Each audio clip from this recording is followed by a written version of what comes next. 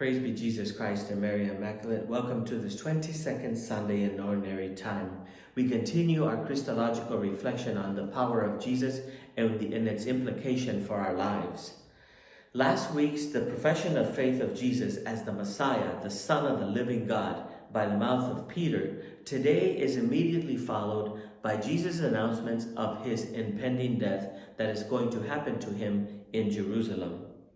Yes, the one who fed the multitude, the one who walks on water, the one who calms the storms, the one who broke down social barriers by healing the daughter of the Canaanite woman, who healed the lepers, who restored sight to the blind, who made the lame walk, that same Jesus who gives life to others, who restores life to others, his own life will be taken away. He will be put to death. And through his encounters with the leaders of the people, Jesus always remained faithful to his values. Jesus always prevailed when attacked by the religious leaders. He enhanced his honor by being faithful to the mission that his Father sent him, and he always left him in shame. They shamed themselves in the way that they treated Jesus.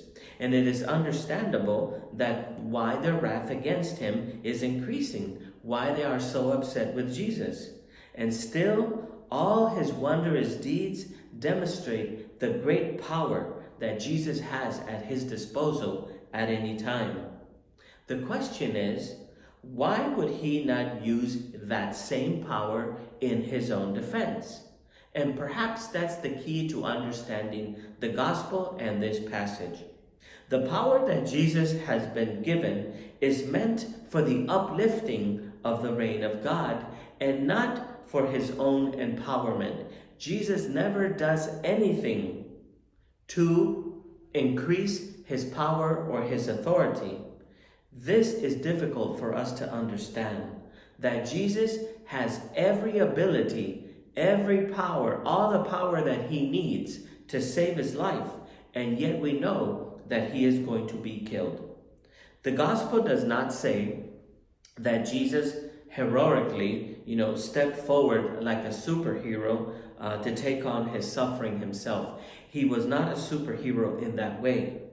This because doing so would also be a demonstration and a use of his own power for himself. Instead, Jesus will face his destiny and his death in a very vulnerable way. Jesus goes towards his death in a very vulnerable and passive way. Jesus accepts everything in a very passive way to demonstrate his vulnerability and his humility. That's where real power is. He will be taken forcibly. He will suffer great at the hands of others. He will do this willingly, but not as a volunteer. Jesus is not a hero. Jesus is a victim. And the manner and the extent of his torment will be decided by someone else. He simply is obedient to the will of his Father. As we saw in previous Sundays, our gospel understanding carries implications for our own life as disciples. Today, Jesus is very explicit about this. Jesus says that whoever wants to follow him has to carry their cross. Has to carry the cross. If we want to follow Jesus, we have to follow him to the cross. If we participate in his success of the resurrection, we must also share in his suffering. Disciples have a choice to follow or not follow the Christ. But if we choose to follow the Christ, we must be ready to also suffer suffering and humiliation. St. Paul exhorts us to reject the standards of this world. And this is a difficult thing to do. It is especially difficult when it seems that those people who don't follow the gospel values, who don't live up to the gospels of the reign of God, seem to have it pretty good. Some of them actually seem to have it better than we do. Furthermore, following Christ can place barriers between us and others. Because if we no longer share the same values of this world of empowerment, of enrichment at any cost, we will feel alienated and criticized. Suffering is bound to invade all of our lives. And we must remember that Jesus' message antagonized many people of his day. And those of us who proclaim these gospel message can expect to have a similar reaction from those who seek world power and domination. After witnessing all the marvelous deeds that Jesus accomplished, we discover that he is going to be put to death. How can this be? If Jesus has all the power and authority of God, how can it be that he ends up dead?